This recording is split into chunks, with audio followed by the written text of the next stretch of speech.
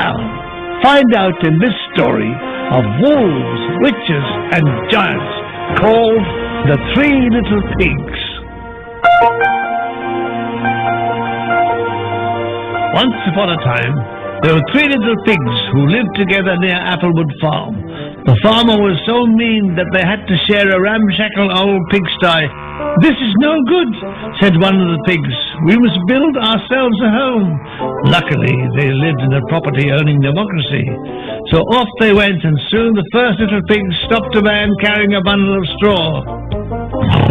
"Could you spare me some straw so I can build myself a house?" inquired the first little pig politely. The man agreed, and within no time the little pig had built himself a house of straw. Meanwhile, the second little pig had stopped a man carrying some sticks. "Could you spare a few sticks?" inquired the pig. "Of course," said the man. And very soon the little pig had built himself a house of sticks. The third little pig had grander ideas altogether, especially when he saw a lorry passing loaded down with bricks. He did a deal with the driver, and before you could say planning permission, he was the proud owner of one sturdy brick cottage. Now, passing through the neighborhood was a whirling wolf, and seeing the first house of straw, he knocked on the door. "Hello, little pig. May I come in?" No, by the hair of my chinny chin chin, I won't let you in." "Then I'll huff and puff and blow your house in." And the wolf huffed and he puffed and he blew the house in and gobbled up the little pig. Further down the road, the wolf saw the second house made of sticks. "Hello, little pig. Little pig, let me come in." No, by the hair of my chinny chin chin, I won't let you in." "Then I will huff and puff and I'll blow your house in." And he huffed and he puffed, and the house of sticks blew to the ground, whereupon the greedy wolf gobbled up the second little pig with mushrooms and tomatoes.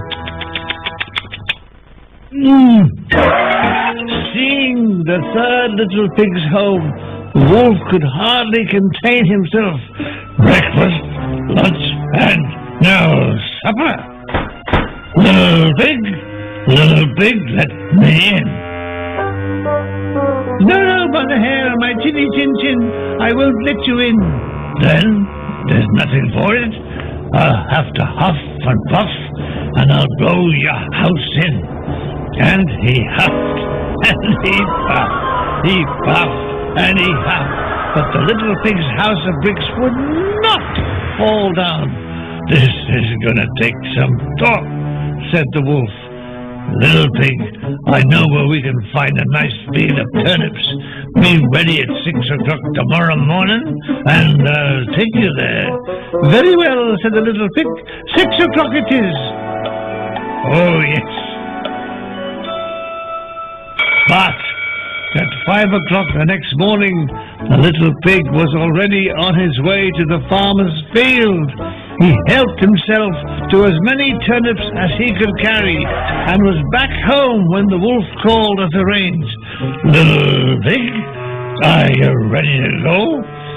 "Ready," said the pig. "I've been there and back, and I'm just having turnip pie for breakfast, and it's very tasty too." "Oh dear, this is going to take some serious thought," said the wolf, trying to contain his anger. "Little pig, I know where there are plenty of apples to be had. Would you like me to show you?"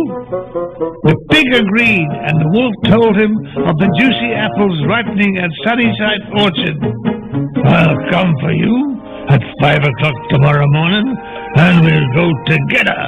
Well, as you guessed, at 4 o'clock the little pig was up and away, and so enjoyed the sumptuous apples that he quite forgot the time. A little after 5 o'clock, the wolf suddenly appeared in the orchard. "Oh, I see you tricked me again." No, said the little pig, a little scared this time. "I'm just picking out the best apples for you. Here, try this one." The little pig skipped down from the tree and scampered back home. The wolf was tempted to chase after him, but thought better of it. He decided his best chance of getting the pig lay at the annual village fair to be held later that day. So yet again, he found himself back at the little pig's cottage. Little pig, will you come with me to the village fair?" The little pig agreed, and the wolf said he would come and collect him at 2 o'clock. Needless to say, the little pig was already enjoying himself when the wolf called to collect him. In fact, the pig had just bought an empty barrel at the fair to store his apples in, when, coming up the hill towards him, he saw the wolf. Quick as a flash, the little pig jumped into the barrel and rolled down the hill, knocking the wolf sideways into a muddy ditch. "I'll get you for this." This was too much for the wolf. He picked himself up and chased after the pig as the barrel gathered speed down the hill.